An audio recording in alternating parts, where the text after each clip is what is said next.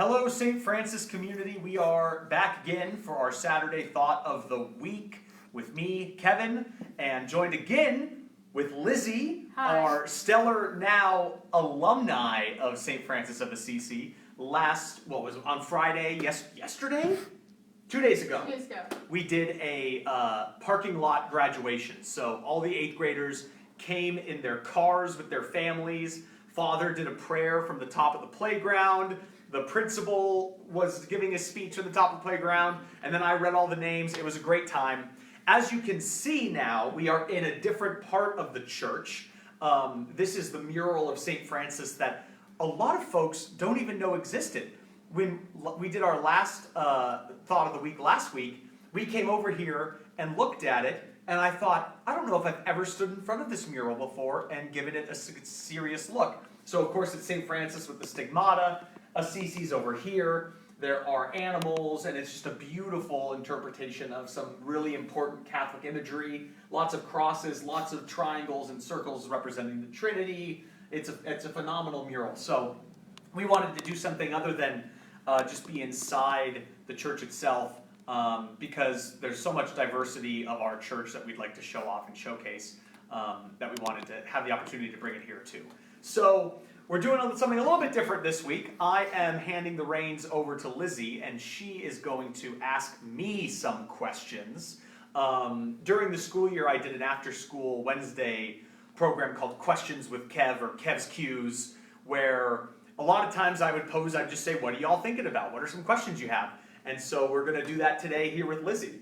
Yeah, so I know that, Kevin's our youth minister, and I wanted to ask, did you ever, when you were discerning your vocation, did you ever think about the religious life, or did you always kind of have in the back of your head, I kind of want to be a youth minister, or was it never really? Oh, that's a great question.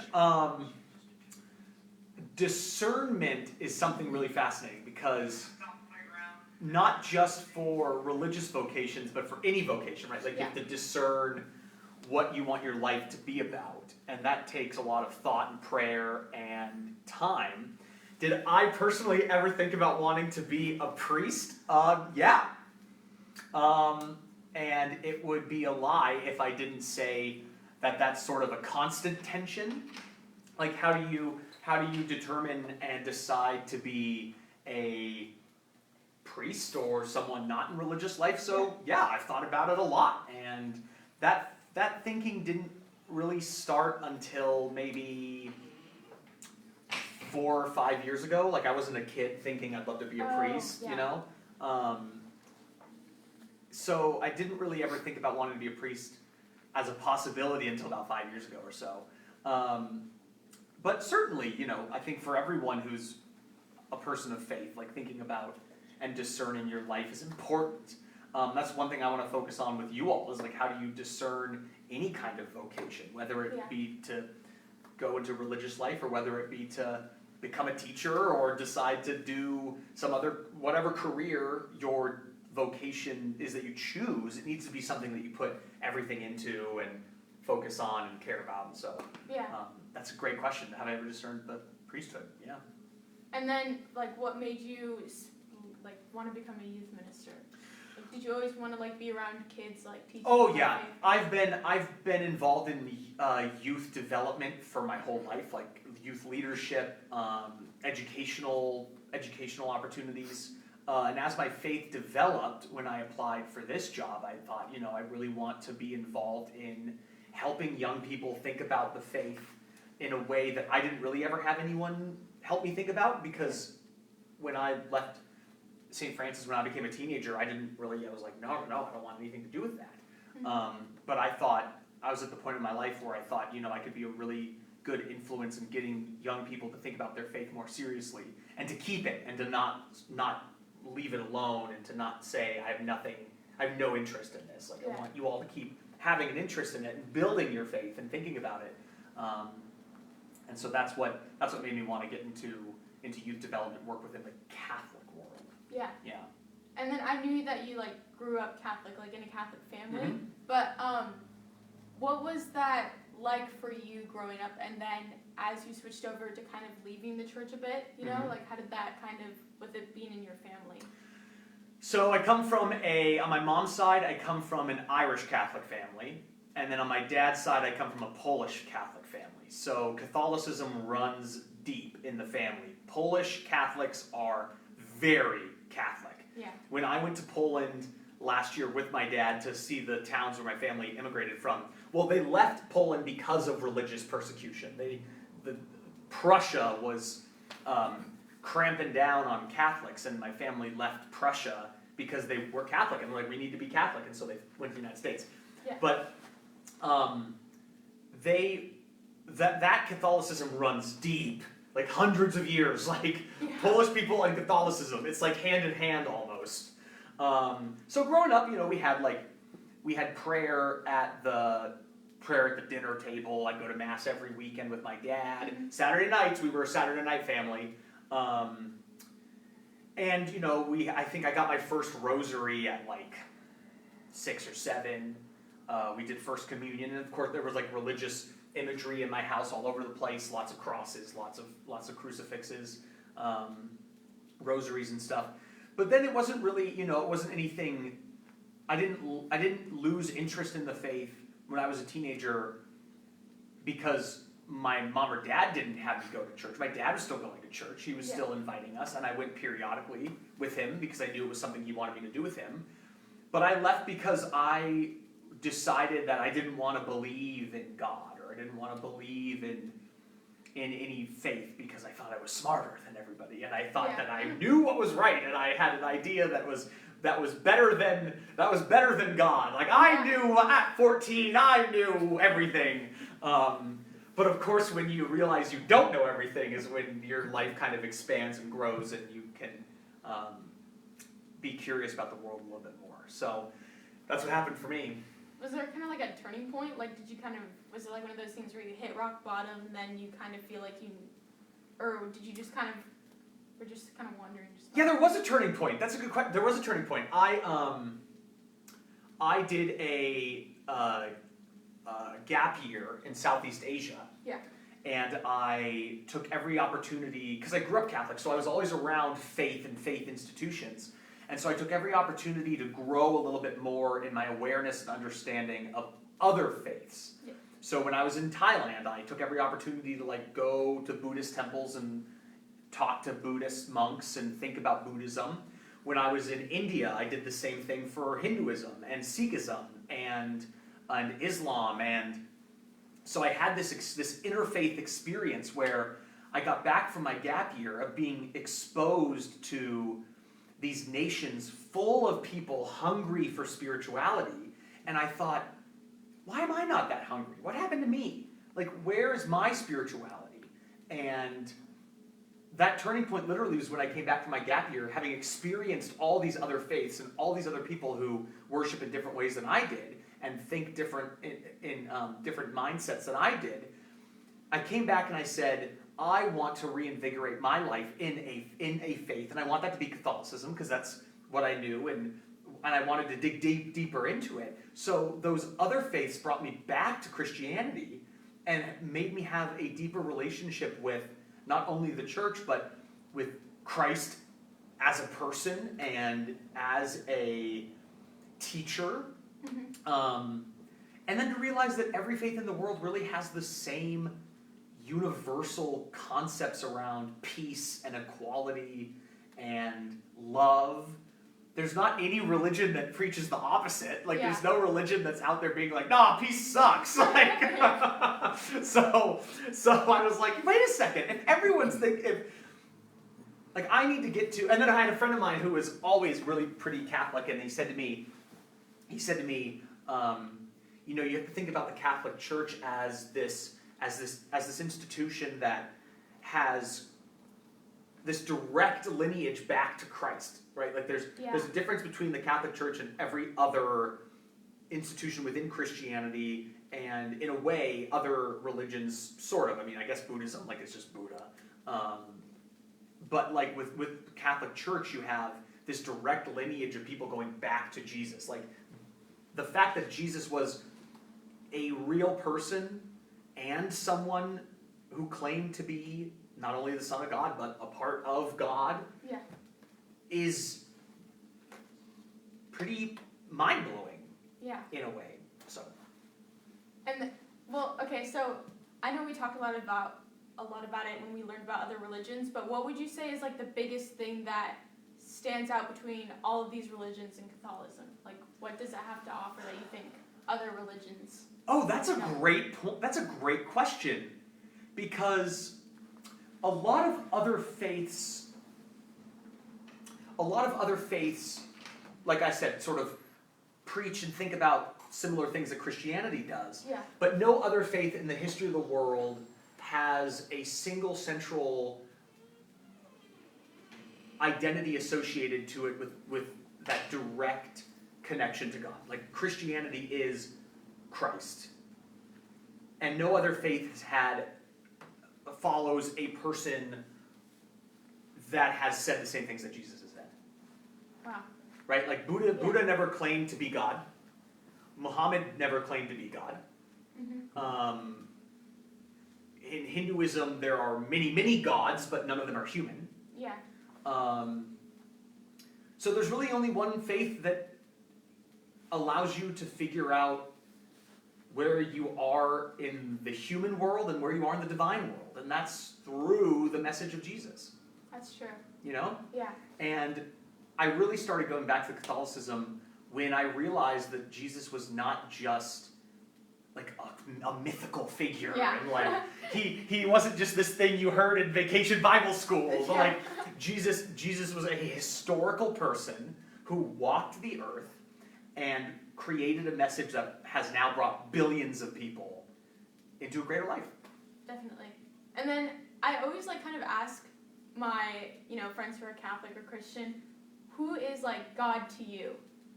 Like, what do you think of when you think of God? Because I feel like for everyone, I think everyone has their own different kind of perspective on who they think God is. Yeah. And of course, he has core fundamentals of who he is. But like, do you think it's more of a imagery, or is it more of a presence kind of, or? Well, that's interesting, because for Catholicism, God is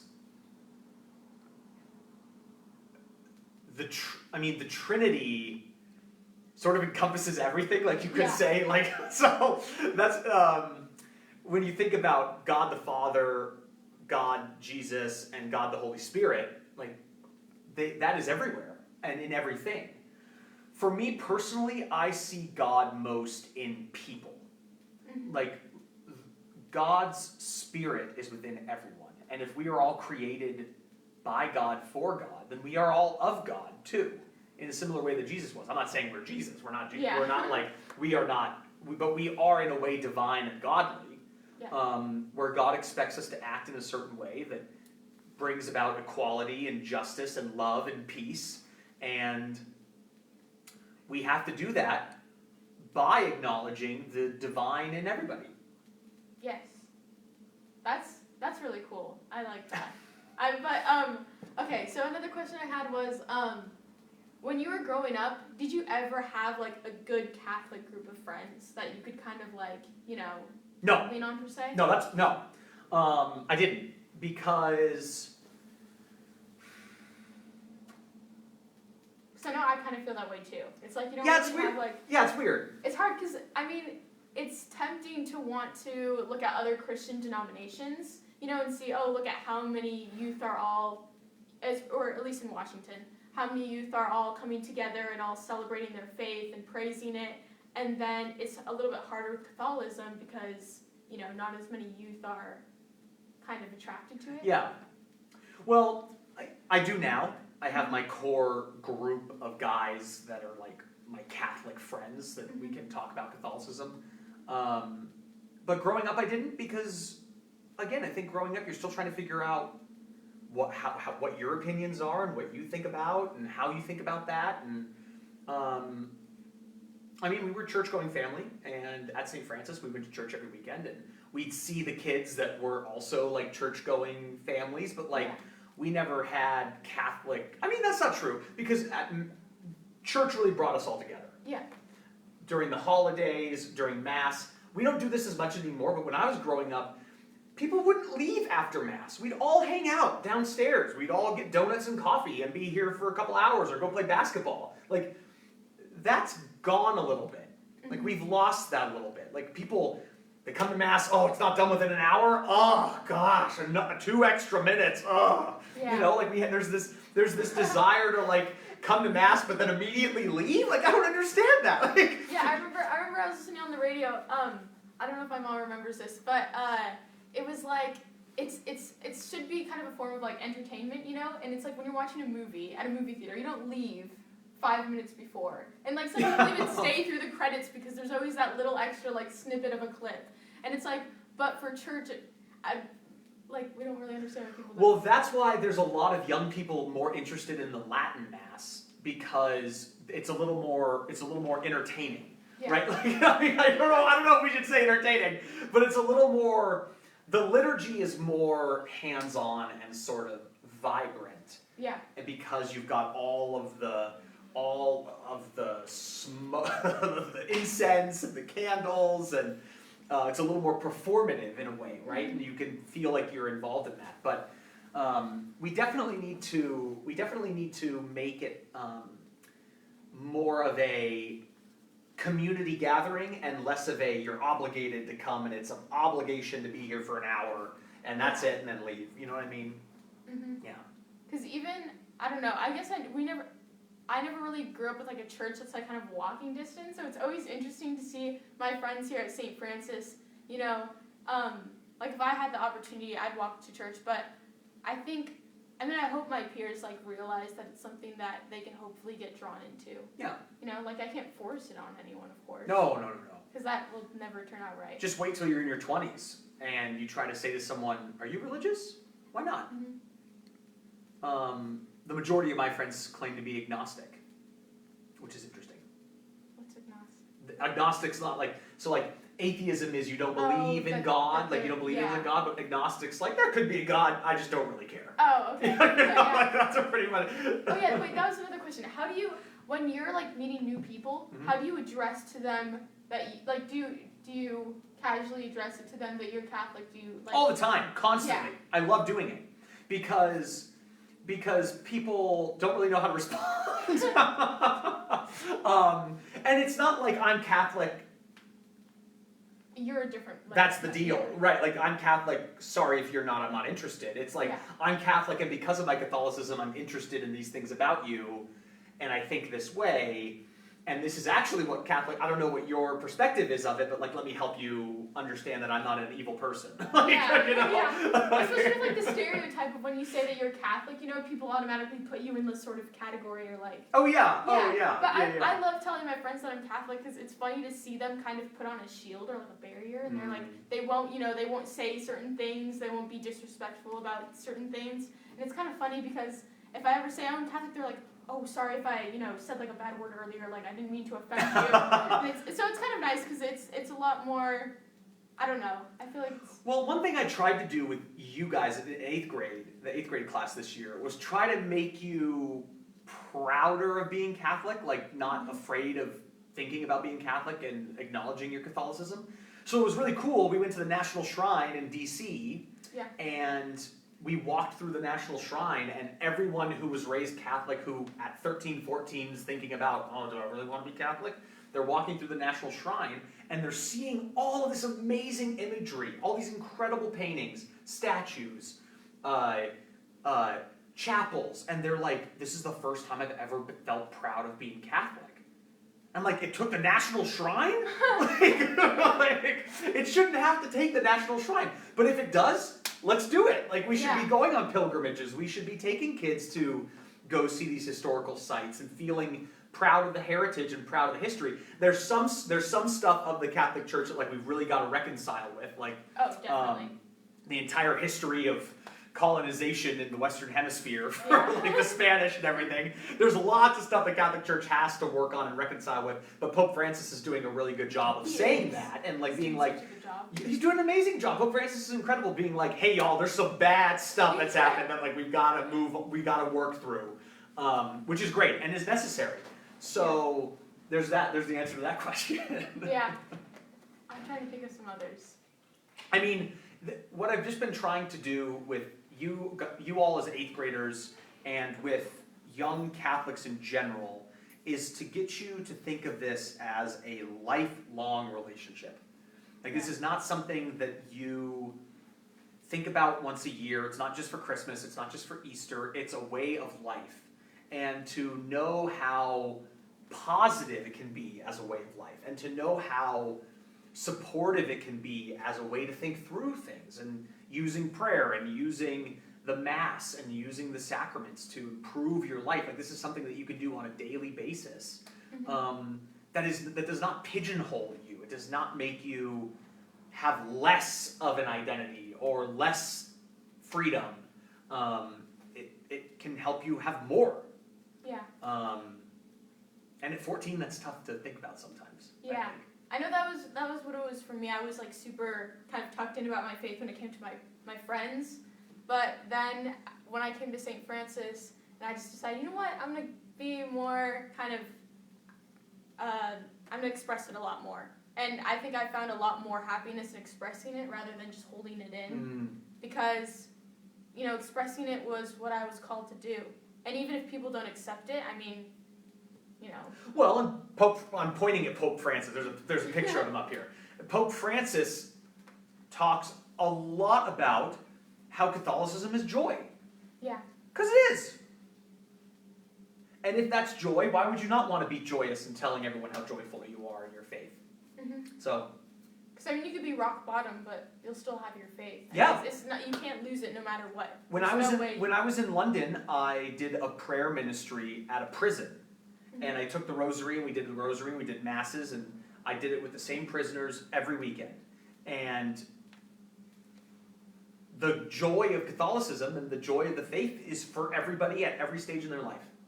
Yeah. Even if you're a prisoner, even if you're a prisoner to something else, like you're not in a literal prison, but you're a prisoner to some sort of sin or to some sort of way of, some sort of vice that you don't want to be a prisoner to anymore.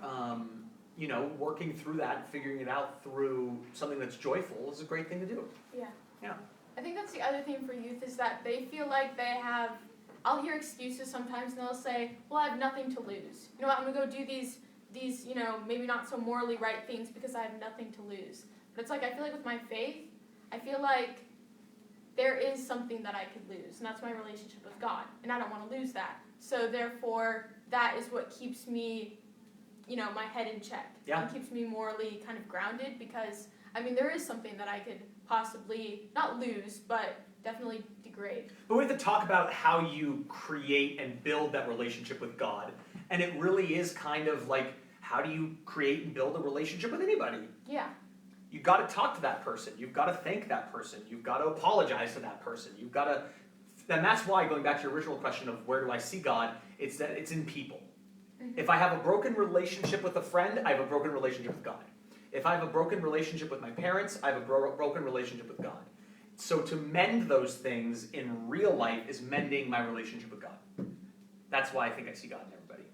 That was really cool. And that should be where we end. So thank you so much for watching this one. Lizzie, thank you for your questions today. Yeah. You'll be back in the summertime. I'm putting together a couple other teenagers to come on this and do this with me. So Lizzie will be back in a few weeks if you're okay with that, if you're good with that. And we'll have some other teenagers come on to do the same thing. So thank you so much for watching and enjoy Mass. See you next time. Thank you.